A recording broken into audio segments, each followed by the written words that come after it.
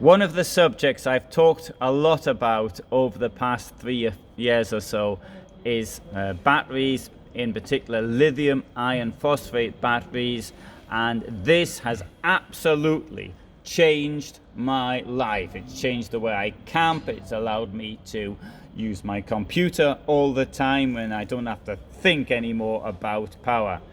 This is Torsten, and he's going to tell us a bit about news in the battery world. Yes, what we have here is a battery from ReLiOn, very well known brand, with a built-in heater. The LT, the low temperature battery, will first heat the cells before it switches over to charge them. The BMS does that automatically when the cells reach 5 degrees. So the problem, of course, is that if we charge batteries when the temperature is below something like 0, or maybe it's even slightly above 0, yes, that can damage a lithium iron phosphate battery. And my problem is I don't have something like this, so I have to take the battery out my van when I go away, as I go to the United Kingdom in December. So when I have to take the battery out, and then I put it back in again yes, once I'm back. Exactly. First you might have to heat the battery or the van before you can use energy. Yes, so we can't allow yes, it to go below exactly, 0 and charge. It's only yes, charging. yeah, Discharging is possible until -20. yes. For most of lithium batteries, discharge is not the problem, it's just charging. Yes. Okay, so now that is a pretty good idea. Can you give a rough idea of cost to the consumer for a battery of this nature? This battery is sold about 10% above the normal battery price. Yes. So it's not a very big disadvantage, I think. No, I think compared to the advantage, it's nothing. Yes. No, I think that's quite a positive feature. So we've got another type of battery here, this power boost, and this we see with Bluetooth. Yes. Bluetooth for a battery. What does that mean? That means that you can put the Bluetooth app on your mobile phone, and then you can read out the battery basically. So you can see the state of charge of the battery. You can see how many cycles have been used already. So we can see here, yes, I hope, and let's have a look. So we've got here the battery, and one thing we see is that it's already gone down to 38%, it looks like. Yes, but that is not a problem with lithium batteries. You can discharge them until 0%, yes, which is not possible with lead acid batteries, of course.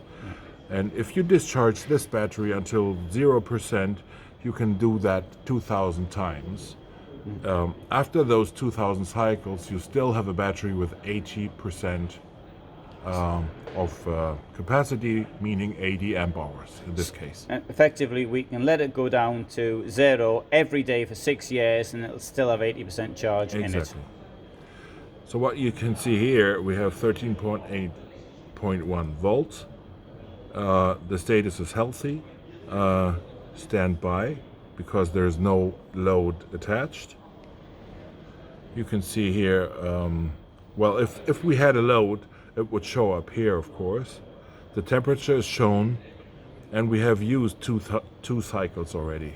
Oh my God. Oh dear, yeah. I start thinking of where they get the next one from. Yeah, exactly. Okay, that will be this. Do we have more? Yes. Here you can see the cells. Different cells. They are accumulated in a sum up here. Okay, there's hundreds of them in there, but they have summed up them on the top. Yeah, so we've got 4 cells, and they're at 3.27 or 3.28. Yeah. And we can see that as they're roughly at the same level, then there's no problem. There's a problem, of course, if one sort of is significantly different. Basically, they're balanced out perfectly. Yes. So this is it for the app. This is all we need in information. So this is ready to use. Now, how about an explanation of the word cycle?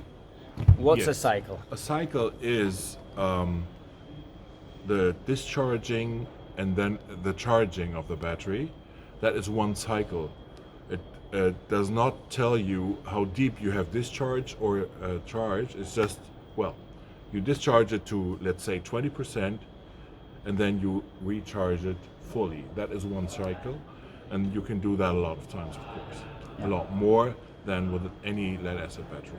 So but when we talk of cycles, are we talking about a complete discharge, or are we talking about reducing it by 20%? Not necessarily completely, it doesn't matter.